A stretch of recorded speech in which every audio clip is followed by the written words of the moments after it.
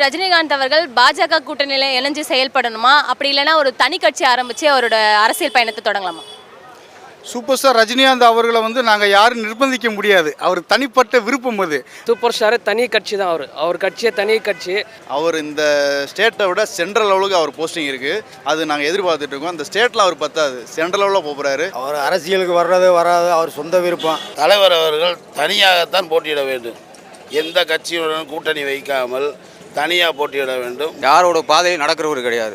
அவருக்குன்னு ஒரு தனியாக பாதை அமைச்சு அவர் அந்த பாதையில் நடக்கிறவர். இன்றைக்கு எதிர்த்து பேசுகிற கட்சியினரை டெபாசிட் இழக்க வைக்க வேண்டும். சிங்கம் எப்பவுமே சிங்கிளாக தான் இருக்குது. யாருடைய ஆதரவும் அவருக்கு தேவையில்லை. தனி கட்சியாவோ இல்லை கூட்டணி வச்சாவோ எது வந்தாலும் நாங்கள் வரவேற்போம். என்றைக்குமே ஒரு தனி மனிதருங்க. என்றைக்கு சிங்கிளாக தான் வரும், மொத்தத்தில் வரும். அதனால் தனியாக கலக்குவார்.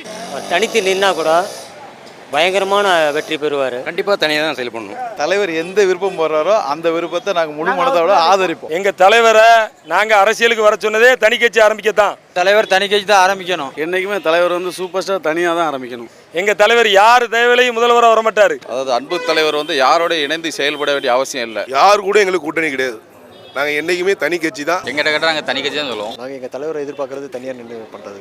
தலைவர் எவ்வளவு வந்தாலும் நாங்கள் வரவேற்போம். அது ஆன்மீகம் இருந்தாலும் சரி, அரசியலாக இருந்தாலும் சரி, இன்றும் அவர் பின்னாடி நிற்போம். அவரோட தகுதிக்கு அவர் தனியாகவே ஆரம்பிக்கலாம். தலைவர் என்றைக்குமே தனி கட்சி ஆரம்பித்து அரசியல் தனியாக ஆட்சி அமைக்கணும்.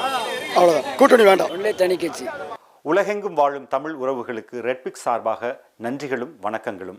தொடர்ந்து 3 ஆண்டுகளை தாண்டி ரெட்பிக்ஸ் பயணிக்கிறது என்றால் அதற்கு முழுக்க முழுக்க உங்களின் ஆதரவு மட்டுமே காரணம். நீங்கள் எங்களுக்கு காட்டி வரும் ஆதரவுக்கு கோடான கோடி நன்றிகள். இன்றைய சூழலில் கார்ப்பரேட் நிறுவனங்களும் பெரும் முதலாளிகளும் அரசியல் கட்சிகளுமே மீடியா துறையில் கோலோச்சு வருகின்றனர்.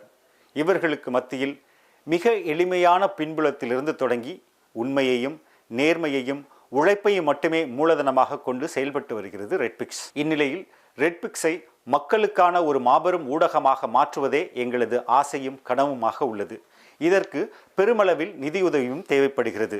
உங்களின் ஆதரவோடு வளர்ந்த இந்நிறுவனத்தை அடுத்த கட்டத்திற்கு எடுத்துச் செல்ல உங்களையே நாடியுள்ளோம். எந்த ஒரு அரசியல் சாயமும் இன்றி, எந்த ஒரு கார்ப்பரேட்டின் தலையீடும் இன்றி மக்களுக்கான செய்திகளை உண்மையாகவும் நேர்மையுடனும் வழங்க வேண்டும் என்பதே எங்களது ஆசையும் கனவும். எனவே எங்களுக்கு தாராளமாக நிதி உதவி செய்து எங்களுக்கு உதவுங்கள்.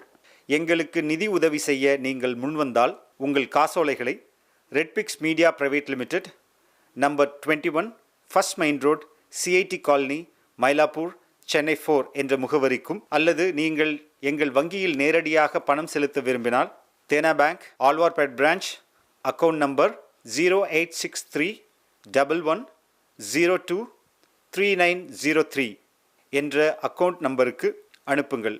மேலும் வங்கியின் விவரங்கள் IFSC கோட் BKDNO620863. நீங்கள் கொடுக்கும் ஒவ்வொரு ரூபாயும் ஒரு நேர்மையான உண்மையான செய்தி சேனல் ஒன்றை உருவாக்க நிச்சயம் உதவும். நன்றி.